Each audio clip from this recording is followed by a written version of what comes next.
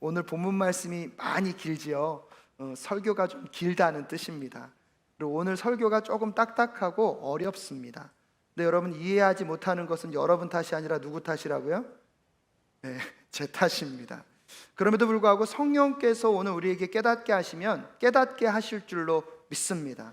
너무나 중요한 내용이기 때문에 오늘은 좀 한 절 한 절 여러분과 함께 말씀을 볼 수 있었으면 좋겠습니다. 여러분은 시성비라는 말을 들어본 적이 있으십니까? 시성비. 최근까지 우리는 가성비라는 얘기는 들었습니다. 가성비는 뭔지 아시죠? 가격 대 효율을 따진다면 여러분 요즘의 시대는요 가성비의 시대가 아니라 시성비의 시대라고 합니다. 그래서 시간을 얼마나 효과적으로 쓰느냐가 너무나 중요한 시대가 되었고요. 그래서 트렌드 코리아 2024에서도 분초 사회라는 여러분 2024년의 트렌드를 예측하고 있습니다.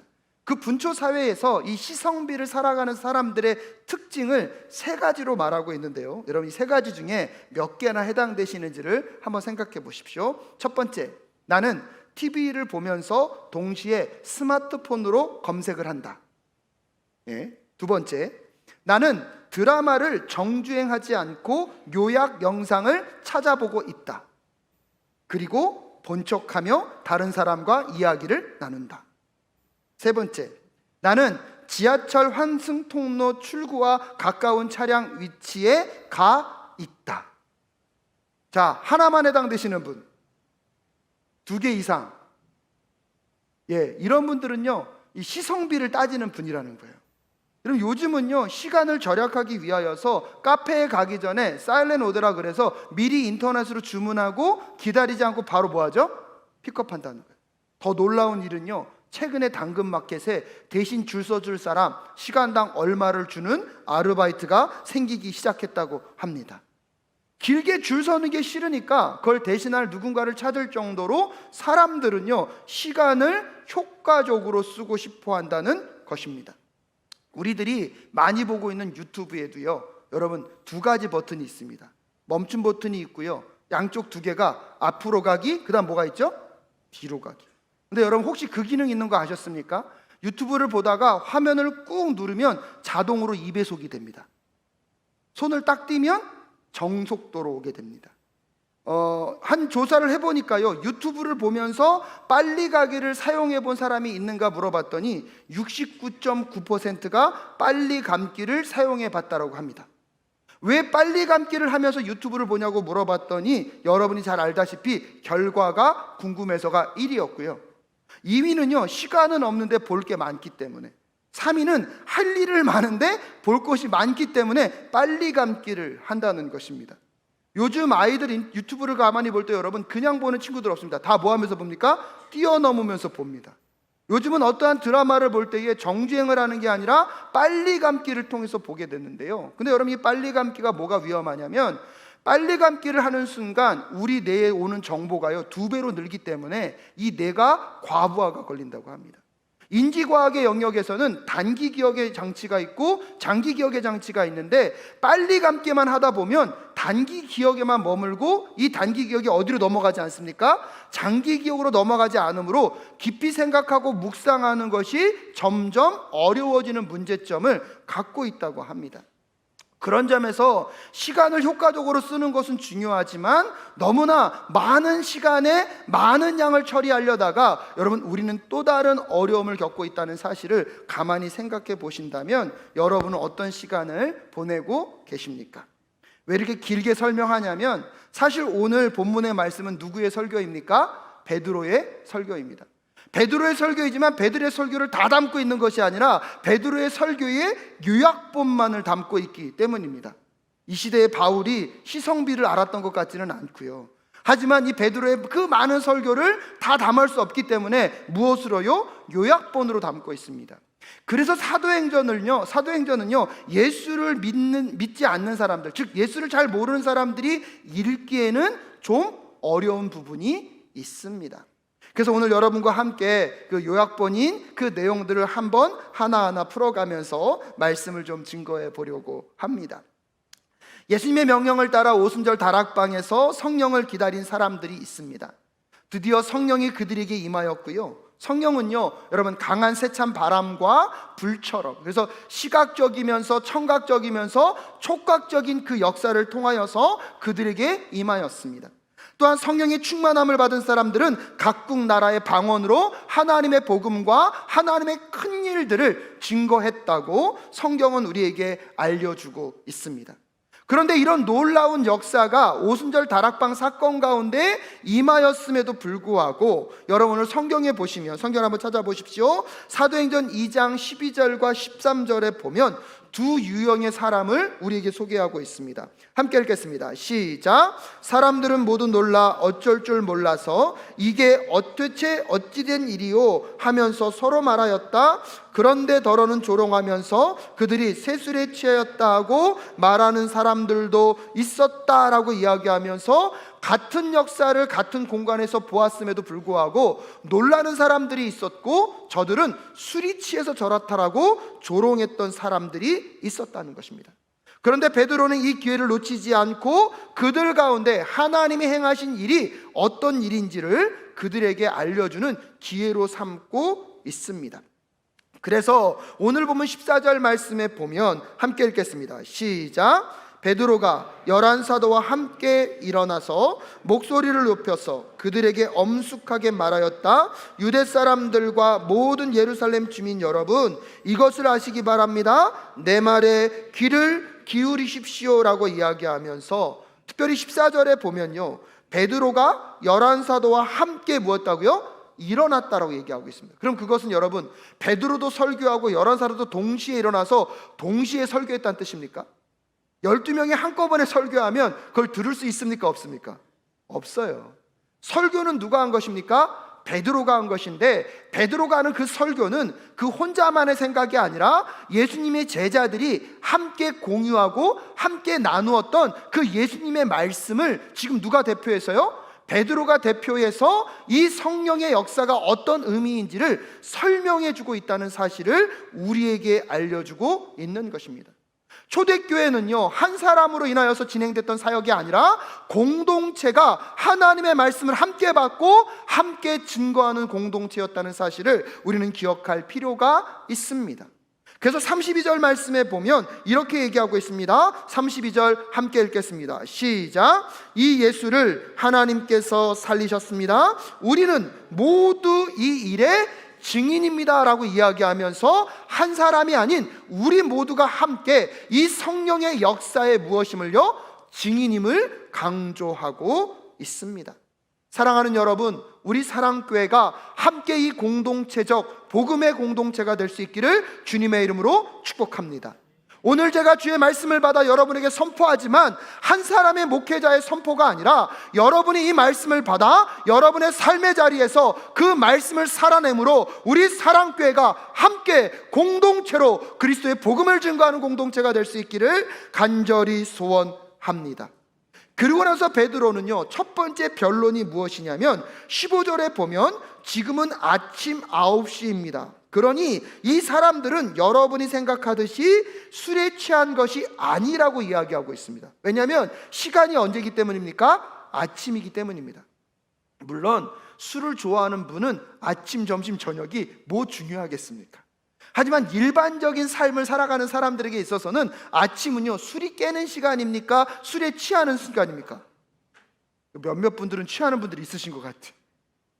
근데 오늘 베드로의 논리는 뭐냐면, 당신들은 술에 취했다고 얘기하지만 지금 아침 9시입니다. 술에 취했다는 것은 말이 되지 않는다고 먼저 변론을 하고 나서, 여러분, 오늘 베드로가 첫 번째로 강조하는 것은 오순절 성령 강림 사건은 구약에서부터 예언된 그 사건이 오늘 어떻게 됐다는 것입니까? 성취됐다는 것입니다. 그래서 16절에 이렇게 얘기합니다. 함께 읽겠습니다. 시작. 이 일은 하나님께서 예언자 요엘을 시켜서 말씀하신 대로 된 것입니다 라고 이야기하면서 오순절 성령 강림의 사건은 인위적으로 사람이 만들어낸 사건이 아니라 오히려 하나님이 오래전부터 계획하셨고 그 계획하신 그 일이 요엘을 통해서 이미 선언되었고 선언된 그 일이 오늘 이 오순절 다락방 사건에서 성취된 것임을 강조하고 있습니다. 그래서 베드로는 오늘 보면 17절부터 21절까지의 말씀이 요엘서 2장 28절부터 32절까지의 말씀을 그대로 가져와서 읽어주고 있습니다. 특별히 17절 말씀에 이렇게 얘기합니다. 함께 읽을까요? 시작. 하나님께서 말씀하신다. 마지막 날에 나는 내 영을 모든 사람에게 부어주겠다. 너희의 아들들과 너희의 딸들은 예언을 하고 너희의 젊은이들은 환상을 보고 너희의 늙은이들은 꿈을 꿀 것이다 라고 이야기하면서, 여러분 요엘서에서는요 이 마지막 날에를 그 후에 라고 설명하고 있었지만 베드로는 의도적으로 마지막 날에 라고 말하고요, 개역개정에서는 이것을 종말에 라고 얘기하고 있습니다. 여러분, 제가 여러분에게 여러 번 말씀드렸습니다. 우리가 기억해야 할 종말은 언제입니까? 어떠한 시점이 아니라 예수 그리스도의 초림부터 예수 그리스도의 재림까지가 이미 종말입니다. 그렇기 때문에 우리는 지금요 무엇을 살아가고 있는 것입니까? 예수 그리스도의 종말의 시대를 살아가고 있습니다. 그 마지막 날에 무엇을 약속하셨습니까? 나는 내 영을 누구에게요? 모든 사람들에게 부어주겠다. 즉 예수 그리스도가 오심으로 종말은 시작되었습니다. 마지막 날은 시작되었습니다. 그렇기 때문에 그것이 시작되었기 때문에 그때에 내 영을 무엇하겠다? 부어주겠다. 근데 그 부어줌의 사건, 즉 영이 오는 사건, 그것이 어디서 성취되었다는 것입니까? 오순절 다락방 사건에서 성취됨으로 모든 사람들에게 하나님의 영, 그 성령이 임하게 되었습니다. 할렐루야. 놀라운 것은 무엇이냐면 그것이 몇몇 사람에게 아니라 모든 사람들에게 그 영이 임하게 되었다는 것입니다. 근데 그 영이 임하게 되면 어떤 일이 벌어집니까? 너희의 아들들과 너희의 딸들은 예언을 하고 너희의 젊은이들은 환상을 보고 너희의 늙은이들은 꿈을 찾을 것이다 라고 이야기하고 있습니다. 그 성령의 임재하심 속에 예언과 꿈을 보고 환상 가운데 하나님의 나라를 함께 보는 우리 모두가 될 수 있기를 주님의 이름으로 축복합니다. 근데 그 유대인들이 살아갔던 그 시대 속에서는요 이 예언을 하고 환상을 보고 꿈을 꾸는 것은요 왕이나 제사장이나 선지자들에게만 있었던 일이라는 것입니다. 근데 오늘 요엘의 예언은 무엇이냐면 왕이나 제사장이나 선지자들에게만 그 영이 임하는 것이 아니라 누구에게요? 모든 사람에게. 여러분, 이것은 무엇을 의미합니까? 여러분, 이것은요 가난한 자나 부한 자나 어린이나 아이나 남자나 여자나 성공한 자나 패배한 자나 그것과 상관없이 하나님은 모든 사람들에게 이 성령을 무엇하신다는 것입니까? 부어주신다는 것입니다. 또한 그 성령을 받은 모든 사람들은요 베드로전서 2장 9절에 이렇게 말하고 있습니다. 우리 베드로전서 2장 9절 함께 읽도록 하겠습니다. 말씀 띄워주시고요. 베드로전서 2장 9절, 네, 그럼 제가 읽어드립니다. 그러나 여러분은 택하심을 받은 족속이요 왕과 같은 제사장들이요 거룩한 민족이요 하나님의 소유가 된 백성입니다. 그래서 여러분을 어둠에서 불러내어 자기의 놀라운 빛 가운데로 인도하신 분의 업적을 여러분이 선포하는 것입니다. 할렐루야. 그래서 예수를 나의 구주 나의 하나님으로 영접하여서 성령님이 함께하는 모든 사람들은요 여러분 왕같은 제사장, 거룩한 나라, 그의 소유된 백성으로 이미 부름받았는 줄로 믿습니다. 그 성령이 함께하는 모든 사람들은요 그러기 때문에 목사만 목회자가 아니고요 전도사만 목회자가 아니고요 선교지에 있는 선교사만 선교사가 아니고요 예수를 영접하고 성령님과 함께하는 여러분 모두는요 이 땅을 살아가는 목회자이며 사역자이며 선교사임을 기억하실 수 있기를 주님의 이름으로 축복합니다. 그러기에 여러분이 세상으로 보냄받은 그 자리가 나의 선교지이고 나의 목회지처럼 여러분 그곳에서 여러분의 삶을 통하여서 하나님의 나라와 뜻을 드러내실 수 있기를 주님의 이름으로 축복합니다. 무엇을 하든지 누구께 하듯이요? 주께 하듯이 그 일을 감당하면서 여러분 보냄받은 그 선교지에서 선교사의 사명을 함께 이루어내는 우리 모두가 될 수 있기를 간절히 소원합니다. 그 요엘서의 말씀이 오순절 다락방 사건에서 이루어지긴 했지만 사실 여러분 그 요엘서의 말씀이 아직 다 이루어진 것은 아닙니다. 왜냐하면 이 말씀은요 예수님의 초림과 예수님의 재림 그 사이에 이루어질 것이거든요. 그래서 오늘 본문 말씀 20절에 보면 요엘은요 또한 이렇게 예언하였습니다. 함께 읽겠습니다. 시작. 주님의 크고 영화로운 날이 오기 전에 해는 변해서 어두움이 되고 다른 변해서 피가 될 것이다 라고 이야기하면서 이 종말의 시대에 이루어질 일들을 요엘은 예언하였습니다. 이 20절의 말씀을 박대영 목사는 이렇게 표현합니다. 창조 세계가 해체되는 현상은 이스라엘이 멸망하는 사건을 말할 때 예언자들이 쓰는 표현이었다는 거예요. 해가 변하여 어두워지고 달이 변하여 피가 되는 것은 이스라엘에게 있어서는 무슨 때를 말하는 거냐면 멸망의 때를 말할 때 이런 표현을 썼다는 것입니다. 즉 여러분, 예수님의 오심과 재림이 있을 그때까지는 이미 시작된 하나님의 나라가 아직 완성되지 않았지만 예수님이 오실 그때에 반드시 완성될 줄로 믿습니다. 근데 완성으로 가는 그 시간들 속에서 때때로 우리는 우주적이면서도 국가적인 재난을 만날 수가 있다는 거예요. 그런 시간이 우리에게 반드시 온다는 거예요. 근데 베드로는요 그런 어려움과 힘겨움이 있더라도 우리가 꼭 잊지 말아야 될 것이 있는데 그것이 무엇이냐면 21절이라는 것입니다. 21절 말씀 함께 읽겠습니다. 시작. 그러나 주님의 이름을 부르는 사람은 구원을 얻을 것이다. 아멘이십니까? 여러분, 개역개정에서는 누구든지 주의 이름을 부르는 자는 구원을 받으리라 하였느니라 라고 이야기하고 있습니다. 사랑하는 여러분, 여러분의 삶에 어떠한 어려움과 힘겨움이 있다 할지라도, 이런 국가적인 재난과 우주적인 재난이 찾아온다 할지라도 누구든지 누구의 이름을 부르면요, 주의 이름을 부르면 구원을 얻게 될 줄로 믿습니다. 그래서 두 번째로요, 오늘 이 베드로가 강조하는 것은 누구든지 주님의 이름을 부르는 자들에게는 무엇이 임한다고요? 구원이 임한다는 거예요. 여러분, 여기서 이 주님이라는 것은 무엇을 의미합니까? 예수님이 내 삶에 무엇이 되는 것입니까?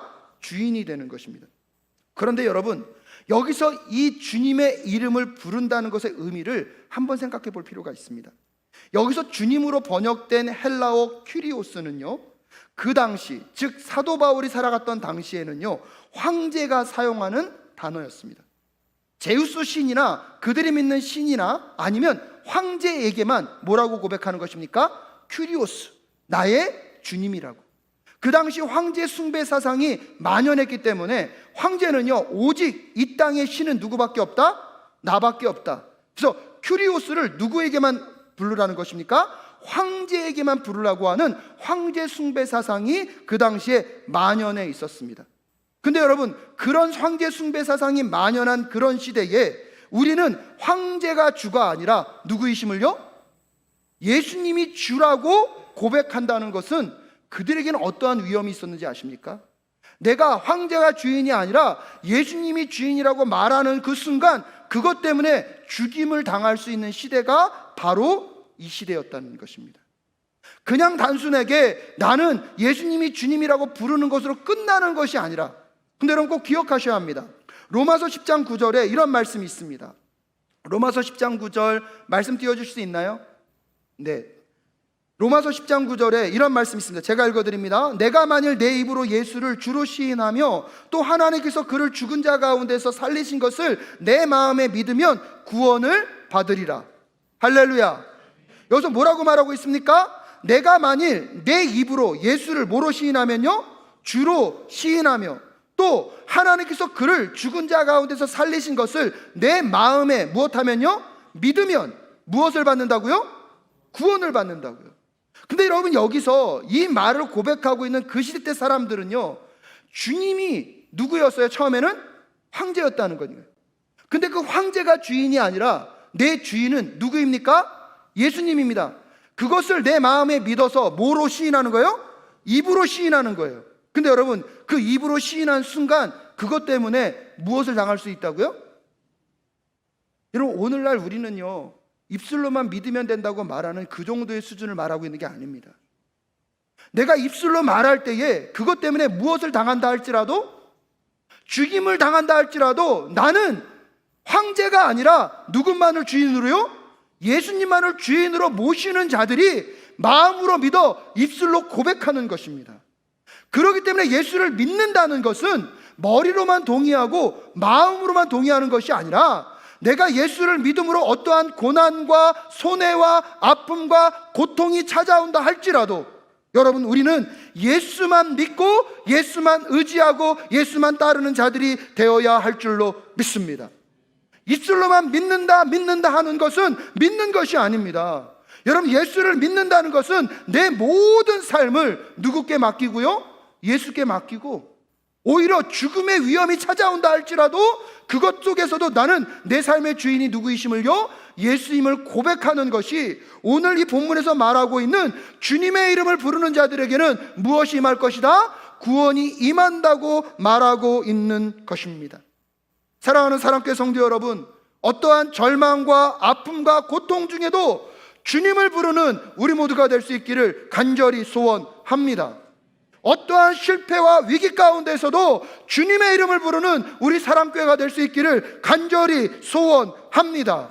오직 주의 이름만을 의지하며 주님의 명예를 위하여서 살아가는 공동체가 우리 사랑교회 공동체 될 수 있기를 간절히 소원합니다.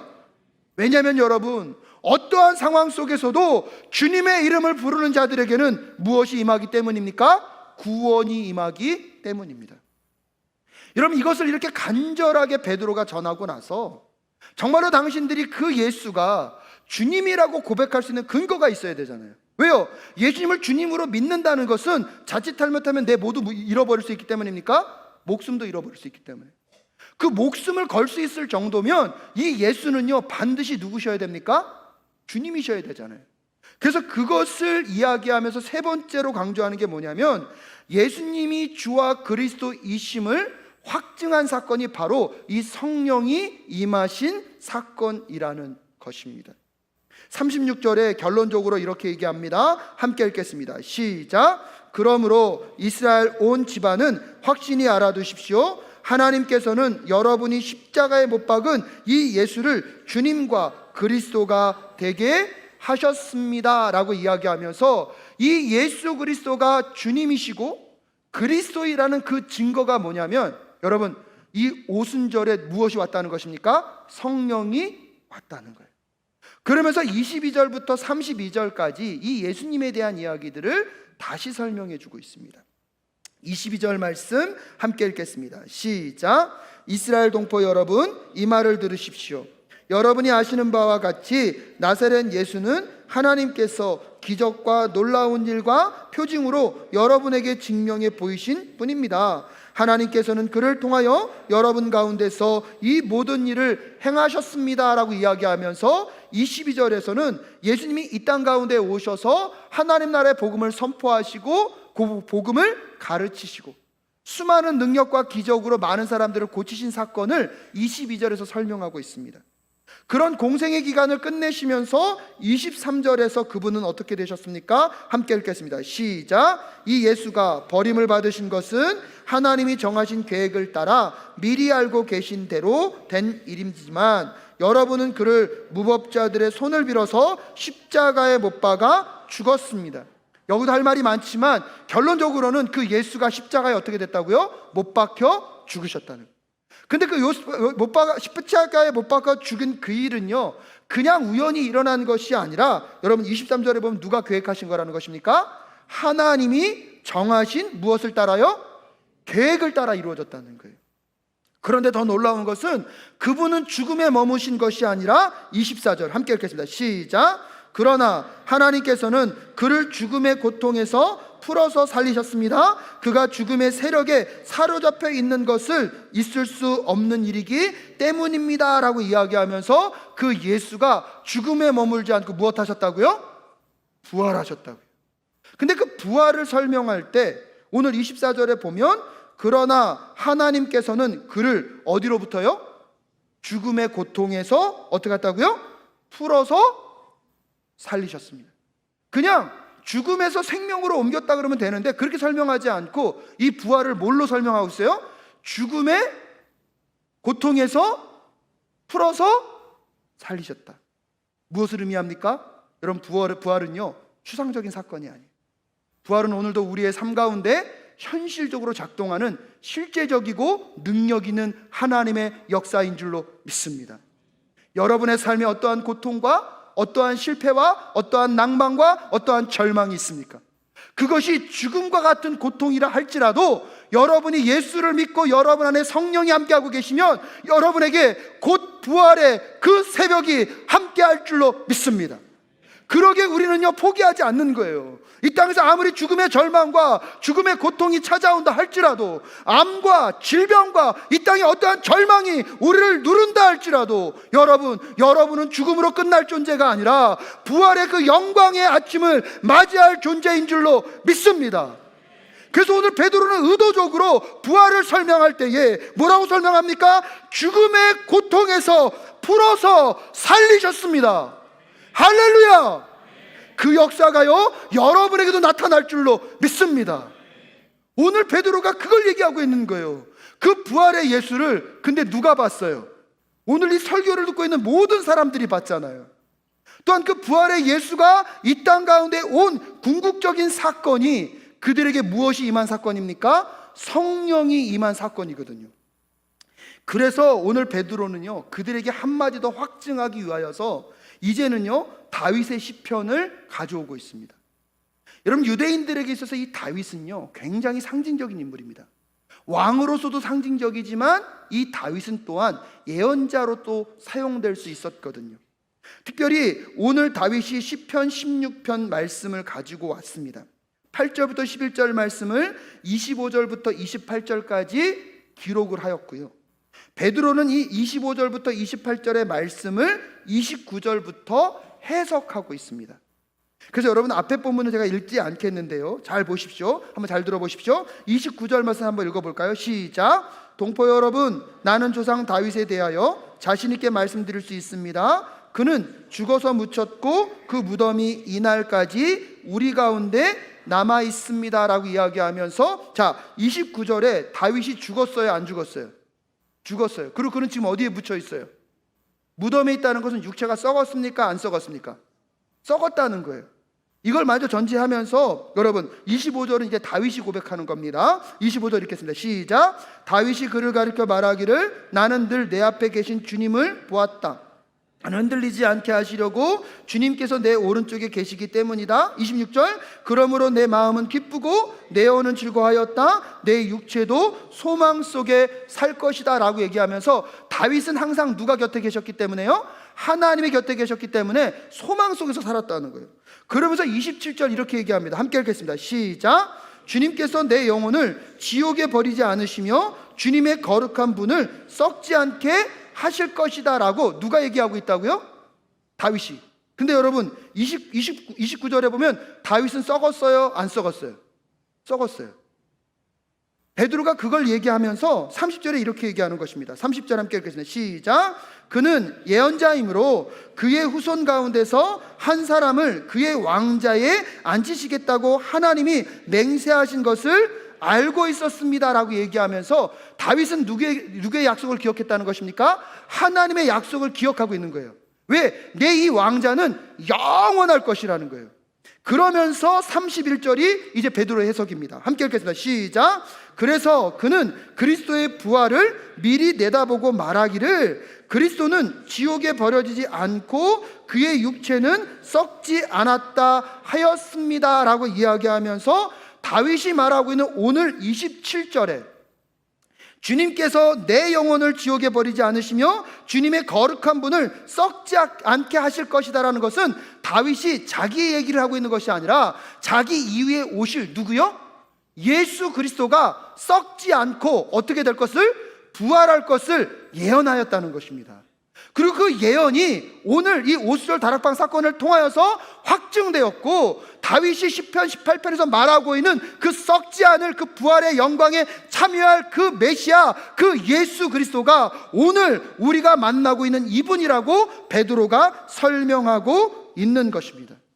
그래서 여러분 32절에 이렇게 확증하고 있습니다. 함께 읽겠습니다. 시작. 이 예수를 하나님께서 살리셨습니다. 우리는 모두 이 일에 아멘이십니까?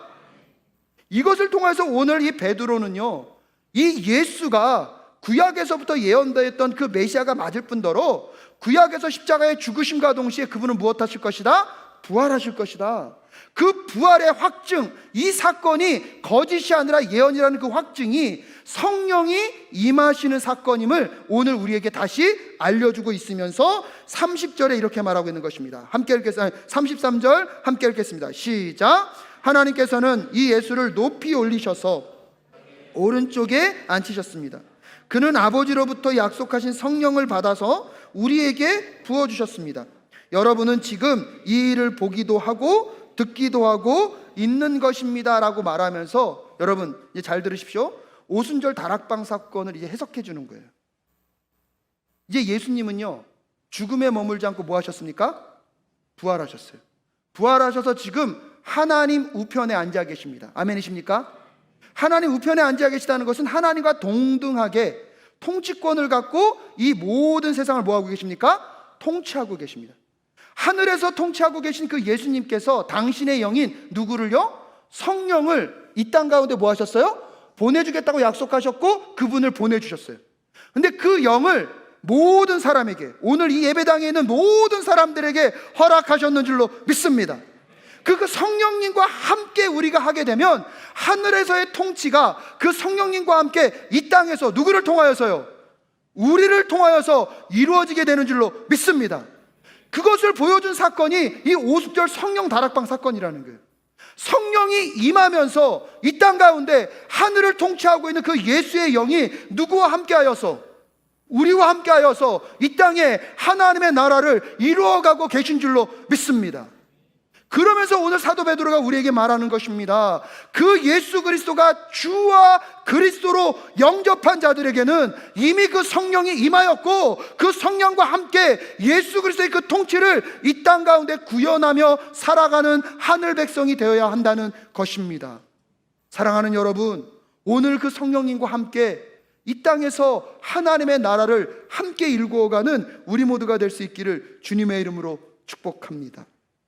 그래서 이 시편 또 110편에서 다윗이 예언하고 있었던, 주님께서 내 주님께 말씀하시기를 내가 내 원수를 내 발 아래 굴복시키기까지 너는 내 오른쪽에 앉아 있어라 하셨습니다 라고 이야기하면서 이미 다윗도요, 그 예수 그리스도가 하나님 우편에서 온 땅을 통치하실 것을 예언하였고 그것이 이미 성취됨과 동시에, 그러므로 마지막에 우리에게 무엇을 도전합니까? 36절 다시 한번 읽습니다. 시작. 그러므로 이스라엘 온 집안은 확실히 알아두십시오. 하나님께서는 여러분이 십자가에 못 박은 이 예수를 주님과 그리스도가 되게 하셨습니다. 할렐루야.